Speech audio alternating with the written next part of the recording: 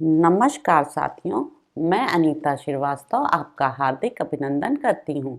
श्रीमद् वाल्मीकि रामायण में आज का प्रसंग है अंगद सहित तारा का भागे हुए वानरों से बात करके वाली के समीप आना और उसकी दुर्दशा देखकर रोना।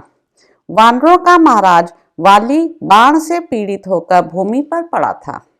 श्री रामचंद्र जी के युक्ति युक्त वचनों द्वारा अपनी बात का उत्तर पाकर उसे फिर कोई जवाब न सूझा।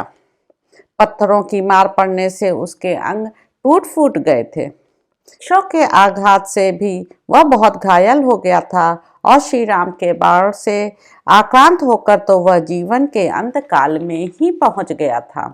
उस समय वह मूर्छित हो गया। उसकी पत्नी तारा ने सुना कि युद्ध स्थल में वानर श्रेष्ठ वाली श्री राम के चलाए हुए बाण से मारे गए।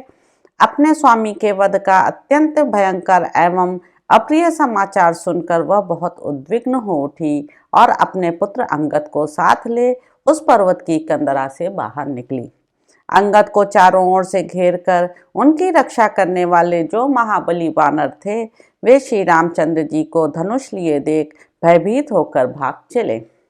तारा ने वेग से भागकर जाते हुए उन भयभीत वानरों को देखा। वे जिनके यूथपति मारे गए हों, उन यूथ भ्रष्ट मृगों के समान जान पड़ते थे।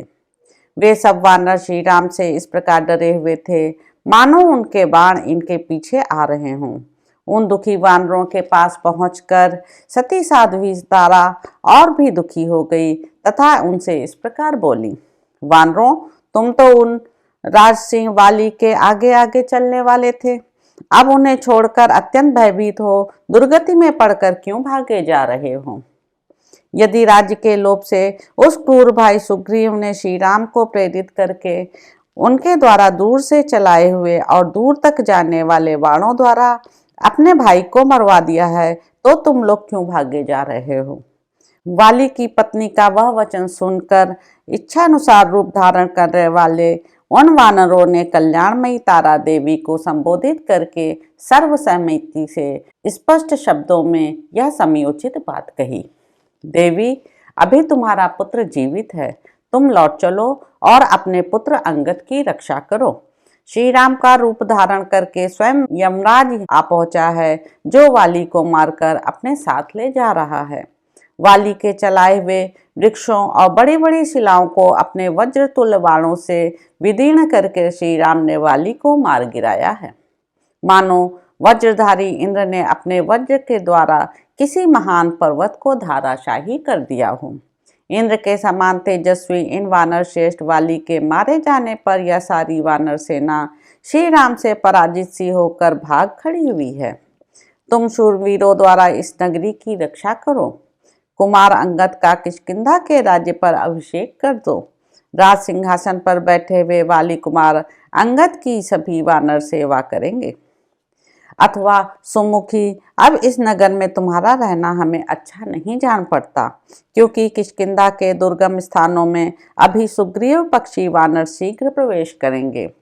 यहाँ बहुत से ऐसे वनचारी वानर हैं, जिनमें से कुछ तो अपनी स्त्रियों के साथ हैं और कुछ स्त्रियों से बिछड़े हुए हैं।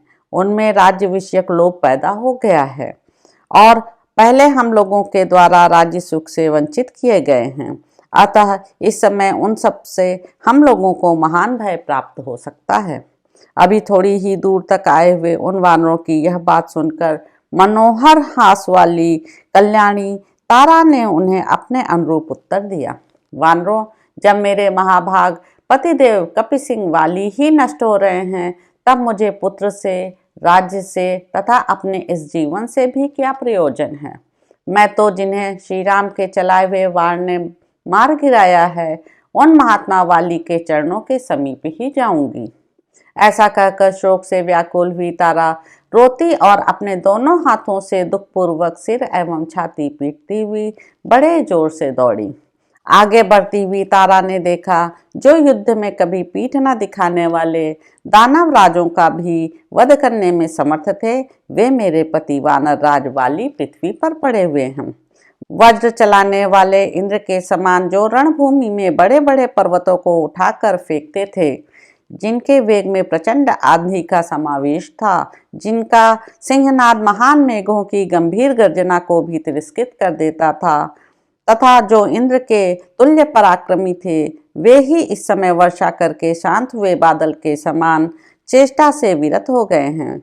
जो स्वयं गर्जना करके गर्जने वाले वीरों के मन में भय उत्पन्न कर देते थे, वे शूरवीर वाली एक दूसरे शूरवीर के द्वारा मार गिराए गए हैं। जैसे मांस के लिए एक सिंह ने दूसरे सिंह को मार डाला हो, उसी प्रकार राज्य के लिए अपने भाई के द्वारा ही इनका वध किया गया है। जो सब लोगों के द्वारा पूजित हो, जहाँ पताका फहराई गई हो तथा जिसके पास देवता की वेदी शोभा पाती हो, उस चैत्य वृक्ष या देवालय को वहाँ छिपे हुए किसी नाग को पकड़ने के लिए यदि गरुड़ ने मत डाला हो, नष्ट भ्रष्ट कर दिया हो, तो उसकी जैसी दुरवस्था देखी जाती है, वैसी ही दशा आज वाली की हो रही है। आगे जाने पर उसने देखा अपने तेजस्वी धनुष को धरती पर टेक कर उसके सहारे श्री रामचंद्र जी खड़े हैं। साथ ही उनके छोटे भाई लक्ष्मण हैं और वहीं पति के छोटे भाई सुग्रीव भी मौजूद हैं। उन सबको पार करके वह रणभूमि में घायल पड़े हुए अपने पति के पास पहुंची।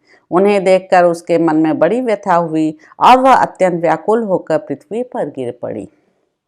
फिर मानो वह सोकर उठी हो, इस प्रकार हा आर्यपुत्र कहकर मृत्युपाश से बंधे हुए पति की ओर देखती हुई रोने लगी। उस समय कुररी के समान करुण क्रंदन करती हुई तारा तथा उसके साथ आए हुए अंगद को देखकर सुग्रीव को बड़ा कष्ट हुआ। वे विषाद में डूब गए। तो इस प्रकार साथियों, किष्किंधा कांड में निहित 19वां सर्ग यहाँ पर समाप्त होता है। इसके अगले अंक में आप जानेंगे कि तारा ने किस प्रकार विलाप किया। अब आपसे अगले अंक में मुलाकात होगी। मेरे YouTube चैनल संवाद विद अनीता को लाइक करें, शेयर करें, सब्सक्राइब करें। धन्यवाद साथियों।